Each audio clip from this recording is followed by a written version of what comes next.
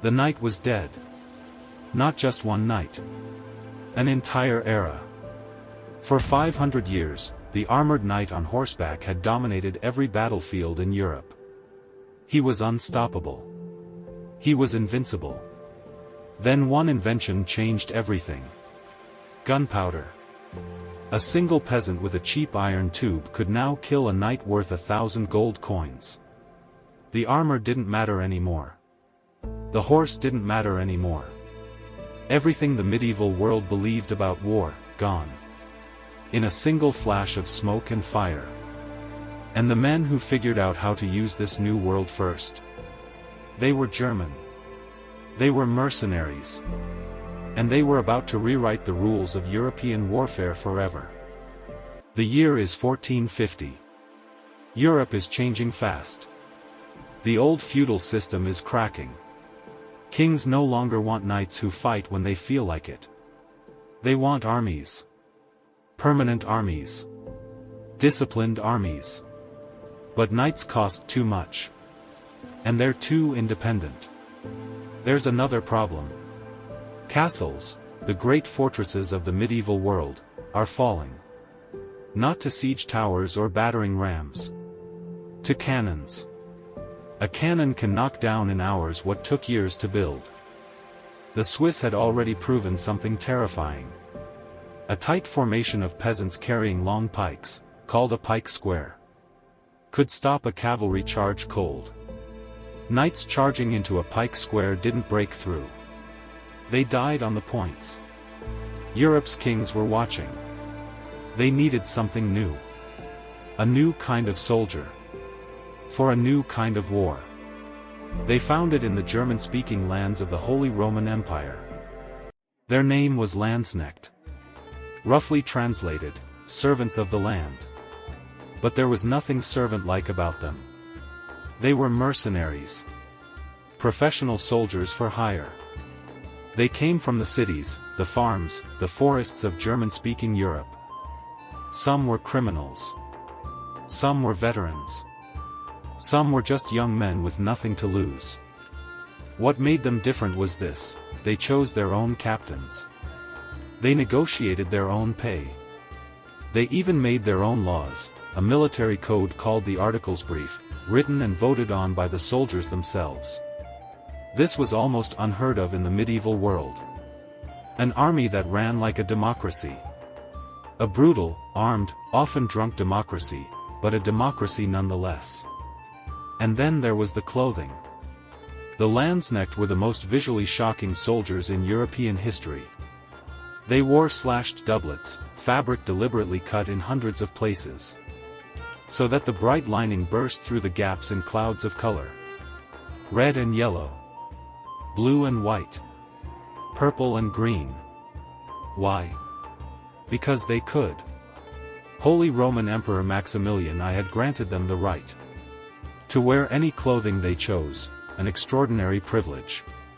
In an era when clothing was strictly regulated by social class. On a battlefield full of dull iron and mud, the Landsknecht looked like they had walked out of a carnival. They were impossible to miss. That was exactly the point. Now, the weapons. The primary weapon of the Landsknecht was the pike. A wooden shaft up to 6 meters long, taller than 2 men standing on each other's shoulders. Tipped with an iron point. When hundreds of pike men locked together in a tight square formation, they created something medieval warfare had never seen before. A wall of iron points extending in every direction. Cavalry couldn't break it. Infantry couldn't get through it. It moved like a single organism. But the pike was just the beginning. Some Landsknecht carried the Zweihander, the two-handed sword. A blade so massive that only the strongest men could wield it. Over 1.5 meters of steel. Heavy enough to sweep aside a line of pikes. These men were called Doppelsöldner, double-pay soldiers. They earned twice the wage of a normal Landsknecht. Because their job was to walk directly into the points of enemy pikes, swing their massive blade, and break the enemy formation. It was the most dangerous job on any battlefield. Most of them didn't live long. But those who did became legends.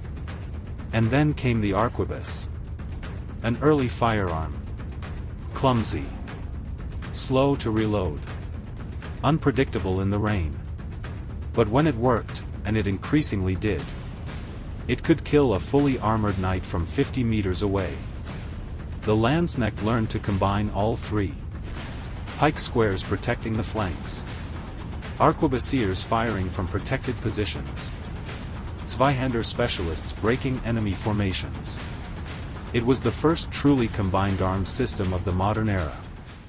The Landsknecht fought everywhere. Italy. France. Spain. Hungary. North Africa. Every major power in Europe hired them. And when two armies both hired Landsknecht, which happened often, the result was called a bad war. Because Landsknecht had a rule. They would not kill each other in cold blood. Prisoners on both sides would be released. Ransom would be paid. Life would go on. But if a Landsknecht was captured by an enemy who hadn't hired Landsknecht, or if a city refused to pay for their services and then surrendered, that was a different story entirely. The sack of Rome in 1527 is the most infamous example. Emperor Charles V's army, including a large force of Landsknecht, marched on Rome after a political dispute with Pope Clement VII. The Pope was unable to pay his own mercenary defenders. They switched sides. Or simply fled. The Landsknecht entered Rome. What followed was one of the worst atrocities in the history of the city.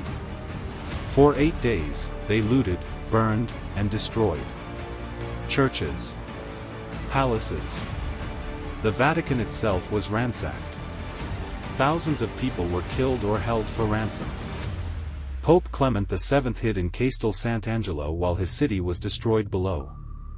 The Renaissance, that flowering of art and culture that had made Rome the cultural capital of the world, was shattered in a week.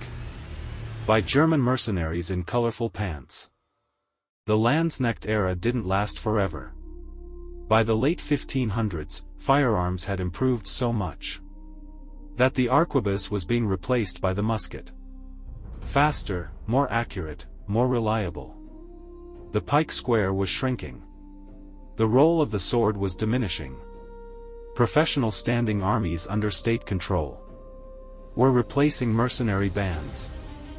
The last great Landsknecht battles were fought in the 30 Years' War. The catastrophic conflict that would consume Germany from 1618 to 1648. We'll cover that war in the next episode. But by the time it ended, the Landsknecht as a distinct military culture were gone. What they left behind was enormous.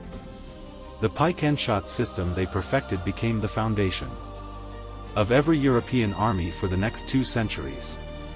Their military democracy, soldiers voting on their own laws, influenced the organization of professional armies for generations. And their weapons workshops, the iron forges and gun-smoke-filled armories of the German city-states, established a tradition of precision weapons manufacturing. That would eventually become the industrial military complex of the 19th and 20th centuries. Krupp, Mauser, Tyson, the great German arms makers of the modern era, are the distant descendants of the craftsmen who first put iron tubes and black powder into the hands of the most dangerous mercenaries in Renaissance Europe. From Arminius's bog iron in the Teutoburg forest, to Charlemagne's iron cavalry, to the Teutonic knights' plate armor, to the Landsknecht's arquebus and pike. Every generation of German warriors transformed iron into something new. Every transformation changed the way the world fought. Next time. The 30 Years' War. 8 million people dead. A third of Germany's population, gone. Cities burned to the ground and never rebuilt. A conflict so catastrophic that it reshaped every border in Europe, and left wounds that took centuries to heal. It was the war that broke Germany, and the war that eventually forced it to become something stronger. That's episode 5. on Bloodlines of History. Subscribe now, because the story is only getting darker from here.